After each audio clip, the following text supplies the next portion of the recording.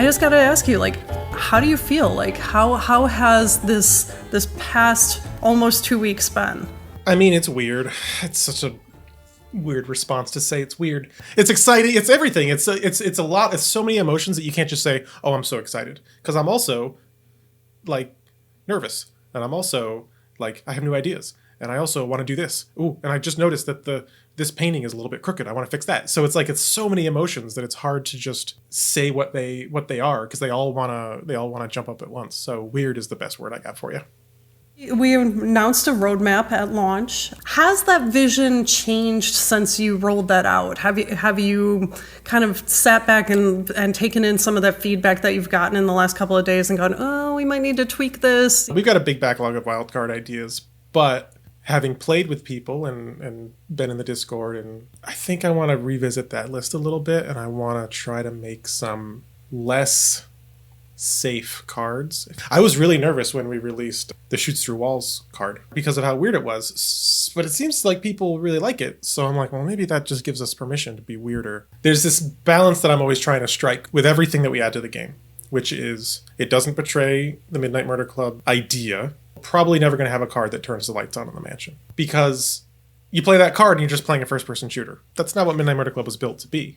And do something with those game mechanics that is either surprising, transformative, or just like dumb fun. Like half size. Half size messes with the gameplay a little bit because it's, harder to shoot a smaller person, but it's also just fun. It's silly to be that small. Some players have been calling for the game to be a little bit more psychologically thrilling. What do you think of that idea?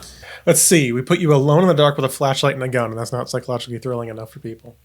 I don't know. We need more trauma, Eric. More trauma, please. Well, I agree. Your third grade teacher comes out and yells at you for not doing your homework. Oh, you read my card idea. Oh. Mrs. Mernberg, stop. A long time ago, when we were first coming up with the narrative of the game, I was like, this mansion is not haunted by ghosts. It's haunted by real people with real guns that really want to kill you.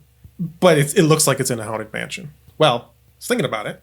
I was like, it'd be really fun, actually, what if we had voices or, obviously, children laughing in the dark? If we just had some, doors opening and closing on their own. What if there is a card that haunts the mansion and it is there to spook you and give you those frights where you open a door and there's a person standing there and then they just evaporate? Sounds fun. Sounds great. Let's do it. A couple of players have suggested things like voice changers. What do you think about that idea? Yeah, your voice changes when you play as the Devils and Headhunters. I think that was can we do that? And then Matt, the audio person working on it, was like, I think so. And then he did it and checked it in, and we just went bananas over that. We have a desire to do more voice changing. And we had always been like, it should be tied to a game mode or something. But then thinking about it, it's like, maybe when you have big head mode on, your voice should get deeper. Maybe when you're half size, you should have a squeaky little voice. Maybe that's how we do this. Because 6 cards get played from 6 different people, it gets into that well, what do we do when someone plays the robot voice and the squeaky voice and the low deep? Do we somehow combine them all, or does the first one that gets put down? So that's one of the main things we have to figure out is when a card conflicts with other cards, what do we do? But yeah, we definitely want to explore this more. It's hilarious when it happens. It's great when you play a Headhunters match with someone for the first time and they don't know it happens. And you turn to them and you say something, and then they go, whoa, and it's back in their voice, and then it's just you're talking to each other in low voices, and it gives them permission to act a little bit more demonic. So if you knew you had a little squeaky baby voice, that's potentially going to give you permission to act like a squeaky little baby. Whatever. Where was I going with that? I don't know. You get it. Another thing that I've heard is that players are looking for larger lobbies, that they're looking to invite more people in. How do you feel about that? Is that something that we could maybe explore in the future? This is really tough because depending on who you talk to, either I have too many friends, I can't get them all in game at once, or over here, I don't have any friends. So I'm like, who do you listen to? We currently have 6 players as the maximum for a couple of reasons. Some of them are performance reasons. those flashlights are not cheap as far as like rendering time and all that is concerned. I was just talking to Doug about a wildcard idea I had, which it adds like a 50% scaled person who's just a bot running around. And if you find them and shoot them, a bunch of toys fly out of them. So they'd be kind of like a running pinata. That would mean there'd be 7 player models running around. He was like, oh, I don't know, maybe we can do that if we didn't make them do anything else. So I think the majority of it is performance reasons.